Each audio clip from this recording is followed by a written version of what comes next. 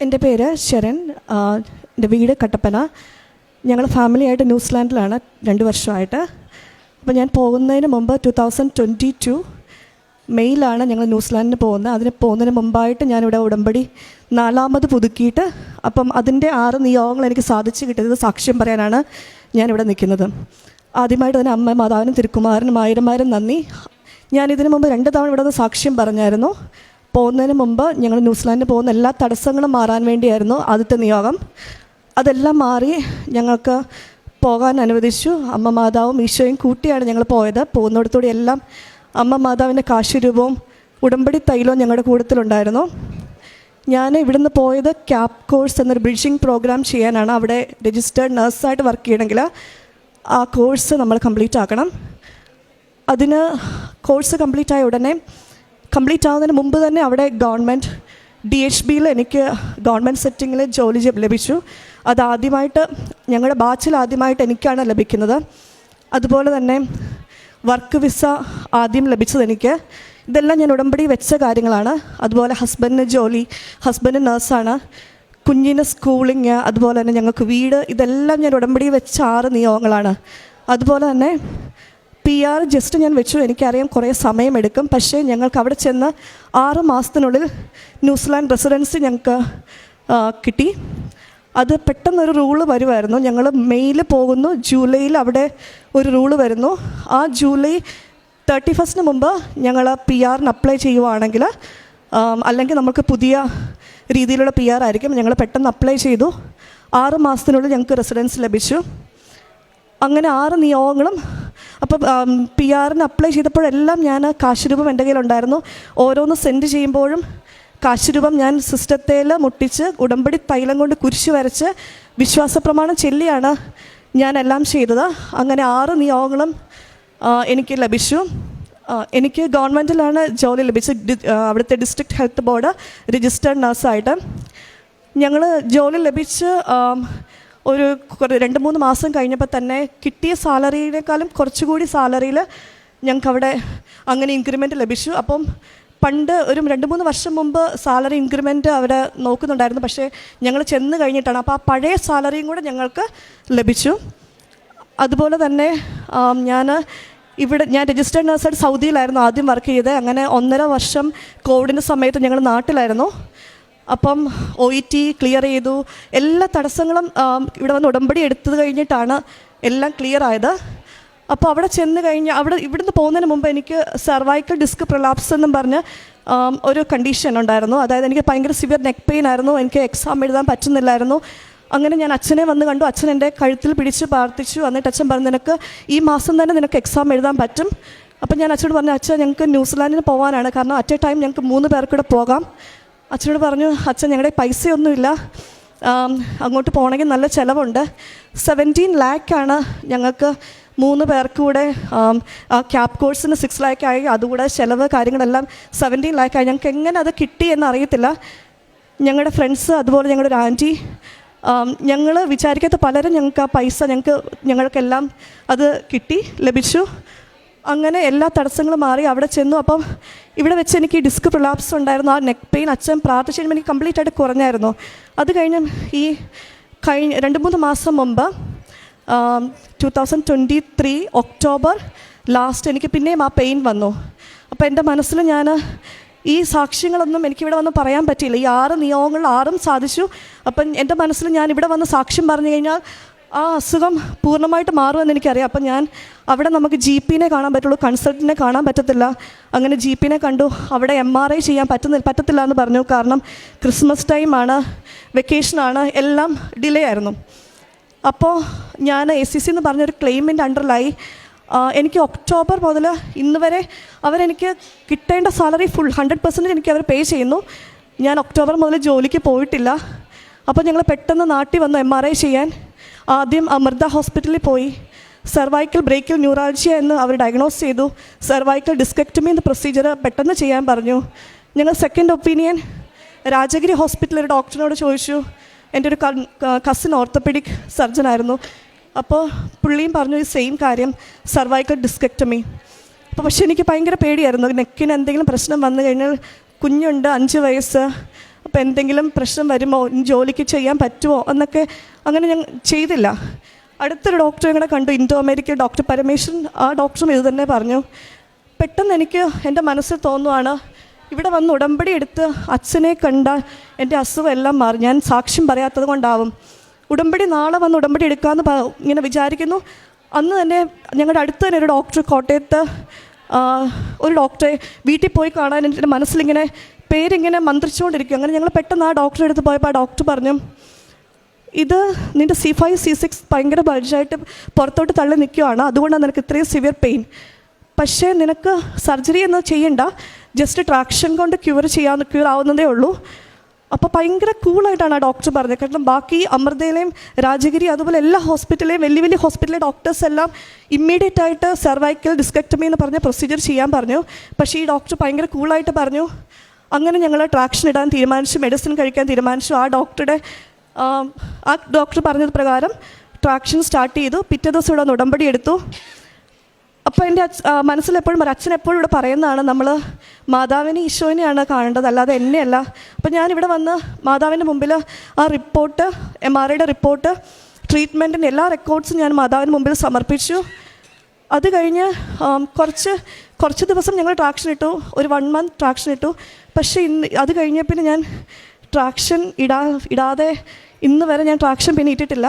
ആ പെയിൻ എനിക്ക് പിന്നെ വന്നിട്ടില്ല. പക്ഷെ ഞാൻ എപ്പോഴും എന്നും ചെയ്യുന്നത് കുരിശുവര പ്രാർത്ഥന കഴിഞ്ഞ് രാത്രിയിലത്തെ ഉടമ്പടി പ്രാർത്ഥന കഴിയുമ്പോൾ തൈലം പുരട്ടി വിശ്വാസപ്രമാണം ചൊല്ലി പ്രാർത്ഥിക്കുമായിരുന്നു. എപ്പോഴും എൻ്റെ കയ്യിൽ ആ കാശുരൂപമുണ്ടായിരുന്നു. മാതാവിനെ എപ്പോഴും കൂട്ടിക്കൊണ്ടാണ്.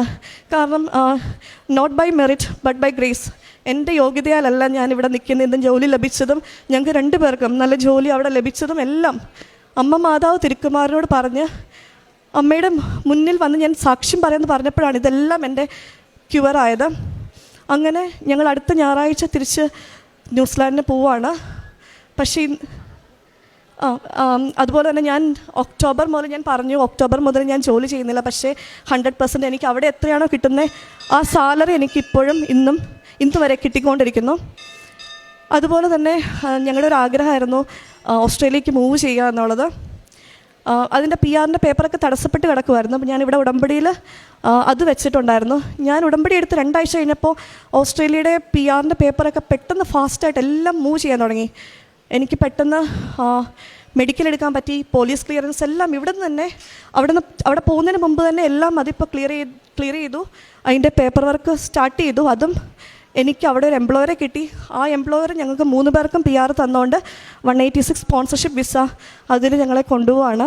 പക്ഷേ ഇപ്പോൾ ഞങ്ങൾ ന്യൂസിലാൻഡിലോട്ടാണ് പോകുന്നത്. PR എന്നാണോ അപ്രൂവ് ആവുന്ന അന്നേ അങ്ങോട്ട് മൈഗ്രേറ്റ് ചെയ്യത്തുള്ളൂ. അതുപോലെ തന്നെ ഉടമ്പടിയിൽ വെച്ച ഒരു കാര്യം, ഞാൻ വീട്ടിൽ ചെന്ന് ഈ സർവൈക്കൽ ഡിസ്ക് പ്രിലാപ്സായിട്ട് ചെന്നു, പെയിൻ കാരണം ചെന്നു. അപ്പോൾ എൻ്റെ മമ്മിക്കും അതേപോലെ തന്നെ ഭയങ്കര നെക്ക് പെയിൻ, കണ്ണിന് ഭയങ്കര പെയിൻ. അങ്ങനെ മമ്മീനെ ഹോസ്പിറ്റലിൽ കാണിച്ചപ്പോൾ മമ്മിക്ക് 2 നൊഡ്യൂളുണ്ടെന്ന് പറഞ്ഞിട്ട് നെക്കിൽ സ്കാൻ ചെയ്തു. തൈറോയിഡക്ടമി ഇമ്മീഡിയറ്റ് ആയിട്ട് ചെയ്യാൻ പറഞ്ഞു. ഞാൻ മാതാവിനോട് പറഞ്ഞു, അമ്മയുടെ ഉടമ്പടിയിൽ ഞാൻ ആദ്യത്തെ നിയോഗം മമ്മിയുടെ ഈ തൈറോയിഡക്ടമി ഇല്ലാണ്ട് മരുന്ന് കൊണ്ട് അത് പൂർണ്ണമായിട്ട് മാറ്റുന്ന അത് ഞാൻ അമ്മയുടെ ഉടമ്പടിയിൽ ആദ്യത്തെ നിയോഗമായിട്ട് അത് വെച്ചോ. 2ാമത്തത് എൻ്റെ ഡിസ്കെക്ടമി. അങ്ങനെ 2ഉം സർജറി ഇല്ലാണ്ട് പൂർണ്ണ ആരോഗ്യതയെ മമ്മി ഇന്ന് മരുന്ന് കഴിച്ച് കംപ്ലീറ്റ് ക്യൂറായി. അങ്ങനെ പെട്ടെന്ന് കണ്ണിന് പെയിൻ വന്നു. 2 കണ്ണും കൊണ്ട് കാണിച്ചപ്പോൾ കാറ്ററാക്റ്റ് പറഞ്ഞു 2 കണ്ണിനും. അതും മാതാവ് കാറ്ററാക്റ്റ് സർജറി എടുത്തു മാറ്റി. 2ഉം ലേസർ ജസ്റ്റ് ചെറിയൊരു പ്രൊസീജിയർ അത് ചെയ്തു. അങ്ങനെ അതും സുഖപ്പെട്ടു. എൻ്റെ സർജറിയും ചെയ്യേണ്ടി വന്നില്ല. അതും ഇപ്പം ഒരു മരുന്നുമില്ല. അത് ഉടമ്പടി തൈലവും ഉപ്പും കാശുരൂപം ഉപയോഗിച്ചാണ് ഞാൻ ഉപയോഗിച്ചുകൊണ്ടിരിക്കുന്നത്. അതുപോലെ തന്നെ ഇവിടെ വന്നപ്പോൾ PR-ന് അപ്ലൈ ചെയ്യാൻ വേണ്ടി ഞാൻ 3 വർഷം മുമ്പാണ് OET പാസ്സായത്. അതും ഞാൻ ഉടമ്പടി എടുത്തിട്ടാണ്, കാശുരൂപം വെച്ച് പോയി പ്രാർത്ഥിച്ചിട്ടാണ് എനിക്ക് OET ക്ലിയർ ആയത്. അപ്പോൾ എൻ്റെ OET എക്സ്പയറായി.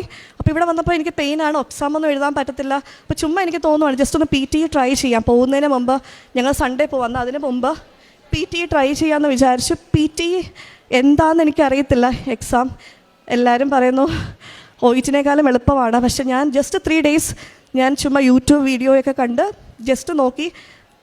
കഴിഞ്ഞ വ്യാഴാഴ്ച ഞാൻ ഇവിടെ വന്നു. അമ്മയുടെ മുമ്പിൽ എൻ്റെ PT-യുടെ ഹോൾ ടിക്കറ്റ്, ആ പേപ്പർ നമുക്ക് കിട്ടുന്നത്, അത് ഞാനിവിടെ അമ്മയെ കാണിച്ചു. അമ്മ ഈശോയും കൂട്ടിയാണ് ഞാൻ എക്സാമിന് പോയി. അമ്മയോട് ഞാൻ പറഞ്ഞു എനിക്കൊന്നും അറിയത്തില്ല PT, ഞാൻ ഇതുവരെ എഴുതിയിട്ടില്ല. എന്തൊക്കെയാണ് അതിൻ്റെ അകത്തെന്ന് ചോദിക്കുന്നത് പോലും ഞാൻ ജസ്റ്റ് 3 days മാത്രം നോക്കിയതേ ഉള്ളൂ.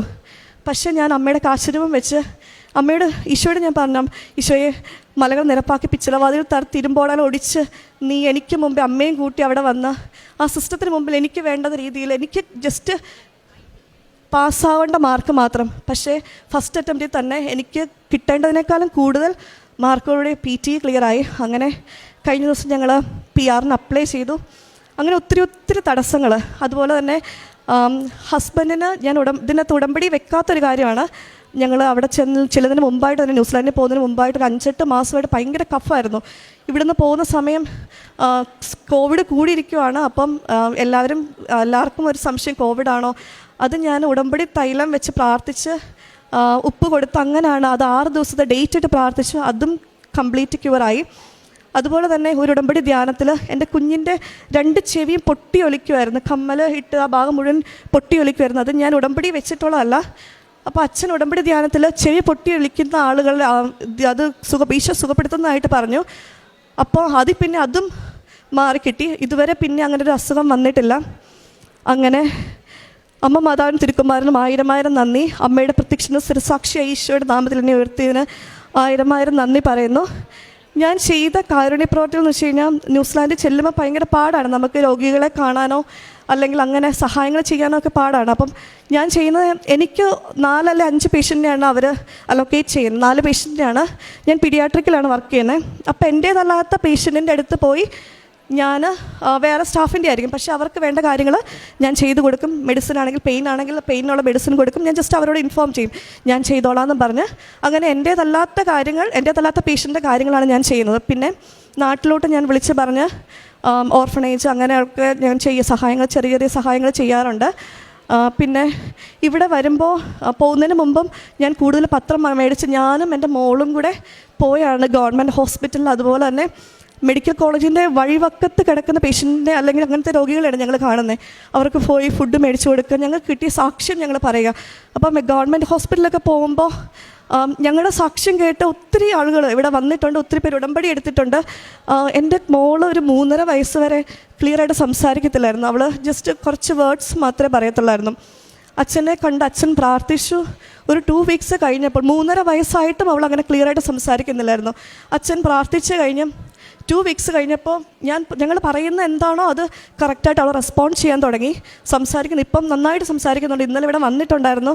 പക്ഷേ ഇന്നലെ ഞങ്ങൾക്ക് ഉടമ്പടി സാക്ഷ്യം പറയാൻ പറ്റിയില്ല. മോളെയും കൊണ്ട് വന്ന് സാക്ഷ്യം പറയണമെന്നായിരുന്നു. അവൾക്ക് വയ്യായിരുന്നു, പനിയൊക്കെ ആയിട്ട് ഞങ്ങൾ തിരിച്ചു പോയി. അങ്ങനെ അപ്പോൾ ഞാൻ മോളെയും കൂട്ടിയാണ് ഈ പത്രം അതുപോലെ തന്നെ ഫുഡ് കാര്യങ്ങളെല്ലാം മറ്റുള്ളവർക്ക് കൊടുക്കുന്നത്. അപ്പോൾ ഞങ്ങളുടെ സാക്ഷ്യങ്ങൾ കേട്ട് ഒത്തിരി പേര് ഉടമ്പടി എടുത്തു. എനിക്കിന്ന് കിട്ടിയ എല്ലാ അനുഗ്രഹം, ന്യൂസിലാൻഡിൽ ഞങ്ങൾ ഗവൺമെൻറ് സെറ്റിങ്ങിൽ ജോലി, എൻ്റെ ഹസ്ബൻഡ് നഴ്സാണ്, ഞങ്ങൾക്ക് 2 പേർക്കും ജോലി, ഞങ്ങൾക്ക് അവിടെ വീട്, കുഞ്ഞിൻ്റെ സ്കൂൾ, എല്ലാ കാര്യങ്ങളും. അതുപോലെ തന്നെ ഞങ്ങളുടെ ഒരു ആഗ്രഹമായിരുന്നു ജസ്റ്റ് ഒരു ഓസ്ട്രേലിയൻ PR. ചുമ്മാ ഒന്ന് ഉടമ്പടിയിൽ അത് ജസ്റ്റ് 2 ആഴ്ച മുമ്പ് ഞാനിവിടെ വന്ന് എഴുതിയതാണ്. അതും ഏകദേശം ഞങ്ങൾ അപ്ലൈ ചെയ്തു. അതും ഞങ്ങൾക്കൊരു എംപ്ലോയറിനെ കിട്ടി. 186 വേറെ ഒരു ഇതുമില്ല.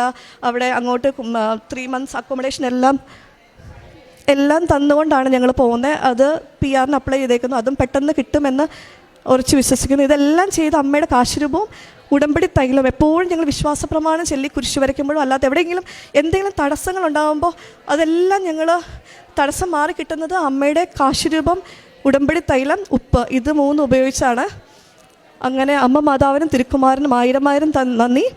അമ്മയുടെ പ്രത്യക്ഷൻ്റെ സ്ഥിരസാക്ഷി. ഇനിയും അതുപോലെ തന്നെ ഒരു കാര്യം വിട്ടുപോയത് ദാനധർമ്മം. ദാനധർമ്മം ഞങ്ങൾക്ക് ഭയങ്കര ഇമ്പോർട്ടൻ്റ് ആയിട്ടുള്ളൊരു കാര്യമാണ്. കാരണം എന്നൊക്കെ ആർക്കൊക്കെ ഞങ്ങൾ പൈസ കൊടുത്തിട്ടുണ്ടോ ആ ഒരു നെക്സ്റ്റ് വീക്ക് അല്ലെങ്കിൽ ഉടൻ തന്നെ അതിൻ്റെ ഇരട്ടിയായിട്ട് ഞങ്ങളുടെ അക്കൗണ്ടിൽ അല്ലെങ്കിൽ ഞങ്ങൾക്ക് പല തരത്തിൽ തടസ്സപ്പെട്ട് നിൽക്കുന്ന കാര്യങ്ങൾ ക്ലിയറായി പോകും. ഇപ്പം ഞങ്ങളുടെ നാട്ടിൽ നിന്ന സമയത്ത് സൗദിയിലായിരുന്നു ഞങ്ങൾ ആദ്യം. അവിടുന്ന് റിസൈൻ ചെയ്ത് വന്ന് നാട്ടിൽ 1.5 വർഷം നിന്നപ്പോൾ ഞങ്ങൾക്ക് ജോലിയില്ല. അപ്പോൾ എനിക്ക് OET ട്രെയിനറായിട്ട് ജോലി ലഭിച്ചു. അപ്പോൾ കിട്ടുന്ന പൈസയിൽ ഞങ്ങൾ പാവങ്ങൾക്ക് ഇങ്ങനെ രോഗികളായിട്ട് കിടക്കുന്നവർക്ക് പോയി കൊടുക്കുമായിരുന്നു. അപ്പോൾ അതിൻ്റെ ഡബിളായിട്ട് നമുക്ക് കിട്ടിയില്ലാത്ത പൈസ അങ്ങനെ ഒത്തിരി തവണ അക്കൗണ്ടിൽ പലതവണ കയറിയിട്ടുണ്ട്. ഒരിക്കലും സാങ്ഷൻ ആവാത്ത പേയ്മെൻറ്റൊക്കെ ഞങ്ങൾക്ക് അത് ക്ലിയറായിട്ട് കിട്ടിയിട്ടുണ്ട്. ദാനധർമ്മം ഭയങ്കര ഇമ്പോർട്ടൻ്റ് ആണ്.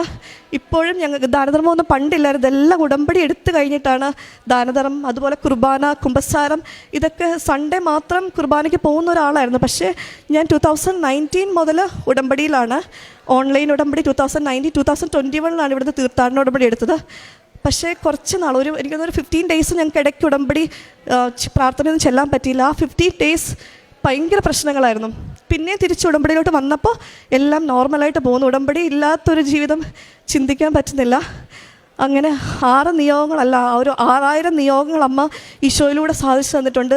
ഉടമ്പടി കാശുരൂപം, ഉപ്പ്, തേന്, ഉടമ്പടി തൈലം, ഇതെല്ലാം ഉപയോഗിച്ച് അമ്മ മാതാവിനും തിരുക്കുമാരനും 1000 നന്ദി. ഈ കാലഘട്ടത്തിൽ ആത്മരക്ഷയ്ക്ക് വേണ്ടിയുള്ള ആത്മീയ പ്രവർത്തനങ്ങൾക്ക് എങ്ങനെയാണ് ദൈവം അതിന് വില കൽപ്പിക്കുന്നത്? അതായത് തങ്ങളുടെ ആത്മരക്ഷയെ മുന്നിൽ കണ്ടുകൊണ്ടാണ് ഉടമ്പടി എടുക്കുന്ന ഓരോ മക്കളും കാരുണ്യ പ്രവർത്തികളും പ്രേക്ഷിത പ്രവർത്തനവും കൂടുതൽ ചെയ്ത് തങ്ങളുടെ ജീവിതത്തിൽ തങ്ങളെ തന്നെ കർത്താവിൻ്റെ മുൻപിൽ വിലയുള്ളവരായി നിർത്തിക്കൊണ്ട് അവരെങ്ങനെയാണ് ഇന്ന് ജീവിതത്തിൽ കൂടുതൽ കൃപകൾ നേടുന്നത് എന്നുള്ളതാണ് ഓരോ അനുഭവ സാക്ഷ്യങ്ങളിലൂടെയും മനസ്സിലാവുക. തങ്ങളുടെ ജീവിതത്തിൽ ദാനധർമ്മത്തിന് കൂടുതൽ പ്രാധാന്യം കൊടുത്തു. തങ്ങൾക്ക് ജോലിയില്ല 1.5 വർഷമായിട്ട്, എങ്കിലും തങ്ങളുടെ കയ്യിലുള്ള തുച്ഛമായ വരുമാനം അത് മറ്റുള്ളവർക്കും കൂടി പങ്കുവയ്ക്കുന്നതിന് വേണ്ടിയിട്ട് ഹൃദയപൂർവ്വം ഈ ദമ്പതികൾ പരിശ്രമിക്കുന്നു. അതുപോലെ അവരുടെ ആരോഗ്യം, സമയം, ഇതെല്ലാം മറ്റുള്ളവർക്ക് വേണ്ടി കൊടുക്കുന്നതിന് മാക്സിമം എഫേർട്ട് എടുക്കുമ്പോൾ എങ്ങനെയാണ് ഓരോരോ കാര്യങ്ങൾ ജീവിതത്തിൽ നടന്നു കിട്ടുന്നത്?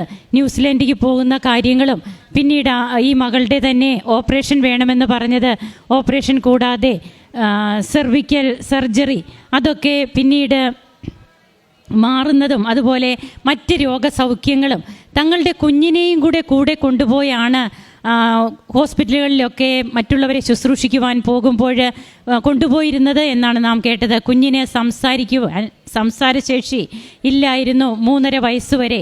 അപ്പോൾ ആ കുഞ്ഞിൻ്റെ സാക്ഷ്യം പറഞ്ഞിട്ട് അത് കേട്ടുകൊണ്ട് തന്നെ പലരും ഇവിടെ വരുവാനിടയായി, ഉടമ്പടി എടുക്കുവാനിടയായി. ഇന്ന് തങ്ങൾക്ക് കിട്ടിയതെല്ലാം ഉടമ്പടി ജീവിതത്തിലൂടെ മാത്രമാണ്. അതിന് തങ്ങളുടെ ജീവിതത്തിലും ഒത്തിരിയേറെ മാറ്റം വന്നു. ആത്മീയ ജീവിതത്തിൽ ഉണർവുണ്ടായി. ഇതുവരെ ഉണ്ടായിരുന്ന ഒരു ബന്ധമല്ല പരിശുദ്ധ അമ്മയോടും ഈശോയോടും ഇപ്പോഴുള്ളത്.